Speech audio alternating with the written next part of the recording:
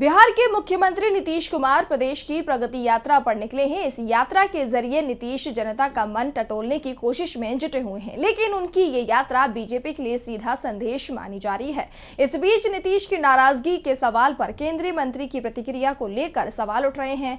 वहीं जिस तरह से अधिकारियों ने रातों रात जनता की शिकायतों को दूर करने की व्यवस्था बनाई है, उसे लेकर भी चर्चाएं गर्म हैं। तो क्या है पूरी खबर, जानने के लिए देखिए ये रिपोर्ट। बिहार में मुख्यमंत्री नीतीश कुमार की प्रगति यात्रा को लेकर चर्चा काफी तेज है। नीतीश ने इस यात्रा की शुरुआत के साथ ही बीजेपी को साफ संकेत दे दिए हैं कि बिहार में नीतीश कुमार के बिना बीजेपी की दाल नहीं गलने वाली। उनकी यात्रा के पोस्टर से लेकर कार्यकर्ताओं के तेवरों तक साफ जाहिर है कि नीतीश अभी से 2025 के विधानसभा चुनाव के लिए अपनी रणनीति भुनाने में लगे हैं। कहा तो ये भी जा रहा है कि नीतीश बीजेपी पर इस बात का दबाव बना रहे हैं कि अगर दोनों पार्टियां इस बार का चुनाव एक साथ लड़ती हैं, तो सीटों का बंटवारा बराबर का होगा।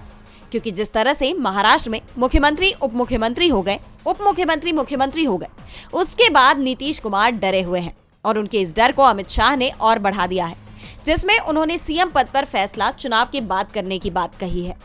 चर्चा तो ये चल रही है कि नीतीश बीजेपी से नाराज है और जब केंद्रीय मंत्री ललन सिंह से इस बारे में सवाल किया गया तो वो भी जवाब दिए बिना ही आगे बढ़ गए। यानी उन्होंने हर मुद्दे का जवाब दिया, लेकिन नीतीश की नाराजगी का जवाब उनके पास नहीं था, जिसके बाद इन खबरों को और बल मिल गया है। और अब नीतीश की इस यात्रा से जिस तरह से बीजेपी नेता दूरी बनाए हुए हैं, उसे लेकर सवाल उठ रहे हैं।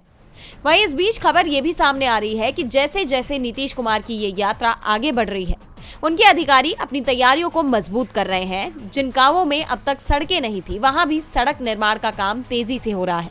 जहां पहले ग्रामीणों की समस्याएं अनसुनी की जाती थी, वहां अब जगह जगह कैंप लगाकर तुरंत समस्या का निराकरण किया जा रहा है। यानी पूरी कोशिश की जा रही है कि नीतीश कुमार की ये यात्रा किसी भी नेगेटिव पब्लिसिटी का शिकार ना हो।